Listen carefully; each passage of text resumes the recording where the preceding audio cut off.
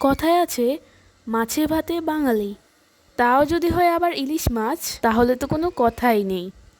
Hello everyone, আসসালামু আলাইকুম। সবাই কেমন আছেন? আজ রান্না করব মুখে লেগে থাকার মতো স্বাদে ইলিশ মাছ।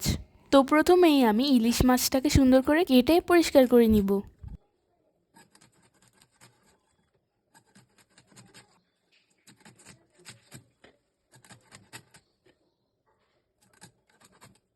এখানে আমি দুইটা বড় আলুকে টুকরো টুকরো করে কেটে এর মধ্যে লবণ আর হলুদ দিয়ে একটু উল্টে পাল্টে মিশিয়ে নিব। এবার চুলায় একটা প্যান বসিয়ে এখানে দিয়ে দিব সামান্য একটু তেল। তেলটা একটু গরম হয়ে আসলে এখানে আলুগুলোকে দিয়ে দিব। কিছুক্ষণ নেড়ে আলুগুলোকে হালকা একটু ভেজে নিব।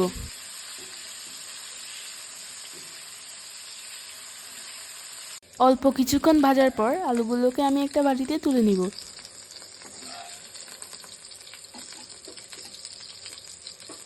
এবার এটাকে একটা সাইডে রেখে দিয়ে ওই একই প্যানে আরেকটু সরিষার তেল দিয়ে দিব।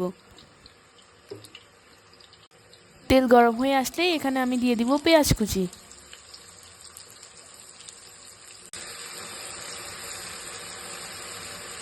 পেঁয়াজগুলোকে কিছুক্ষণ নেড়েচেড়ে এখানে আমি দিয়ে দিব রসুন বাটা।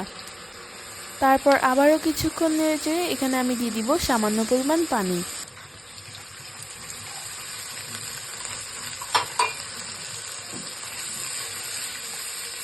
এই পর্যায়ে আমি এখানে দিয়ে দিব সামান্য একটু হলুদ গুঁড়া, একটু মরিচ গুঁড়া, স্বাদ মতো লবণ আর সামান্য একটু জিরার গুঁড়া।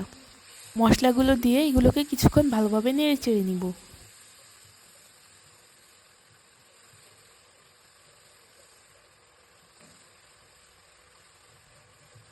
এই পর্যায়ে আমি এখানে আবারও দিয়ে দিব সামান্য পরিমাণ পানি।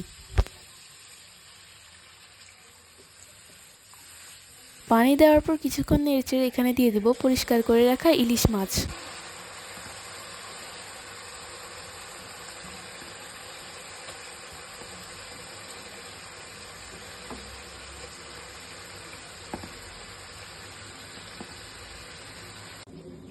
একে একে সব ইলিশ মাছগুলো দেওয়া হয়ে গেলে এগুলোকে একটু নেড়েচেড়ে কিছুক্ষণের জন্য ঢাকনা দিয়ে ঢেকে রাখবো। কিছুক্ষণ পর ঢাকনা উঠিয়ে মাছগুলোকে একটু উল্টে পাল্টে দিব।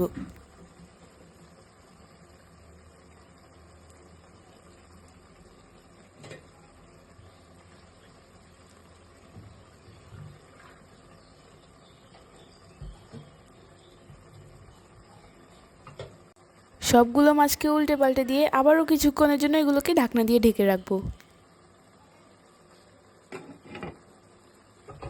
কিছুক্ষণ পর ঢাকনা উঠিয়ে মাছগুলোকে একটু নেড়েচেড়ে আবারও কিছুক্ষণের জন্য ঢাকনা দিয়ে ঢেকে রাখবো। এবার কিছুক্ষণ পর ঢাকনা উঠিয়ে মাছগুলোতে দিয়ে দিব পানি।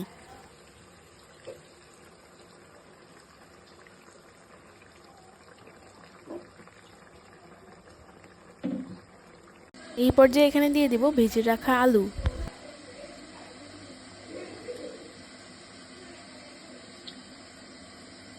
আলুগুলো দেওয়ার পর মাছের ডিমগুলোকেও দিয়ে দিব। মাছের ডিমগুলোকে আমি আগেই সামান্য একটু হলুদ আর সামান্য একটু লবণ দিয়ে সিদ্ধ করে রেখেছিলাম। এতে করে দেওয়ার সময় মাছের ডিমগুলো আর ভেঙে যাবে না।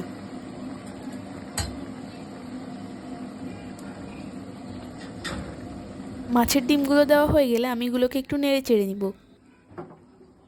মাছগুলো হয়ে আসার 10 মিনিট আগে ফ্লেভারের জন্য আমি এখানে সামান্য একটু পেঁয়াজ কুচি আর কয়েকটা কাঁচামরিচ দিয়ে দিব। এবার এগুলোকে আবারও একবার নেড়ে চেড়ে নিব। গরম গরম ইলিশ মাছ খাওয়ার জন্য একদম রেডি। এভাবে ইলিশ মাছ রান্না করলে খেতে অনেক মজা হয়। আজ এই পর্যন্তই। আবার একটা নতুন ভিডিও নিয়ে হাজির হব। আল্লাহ হাফেজ।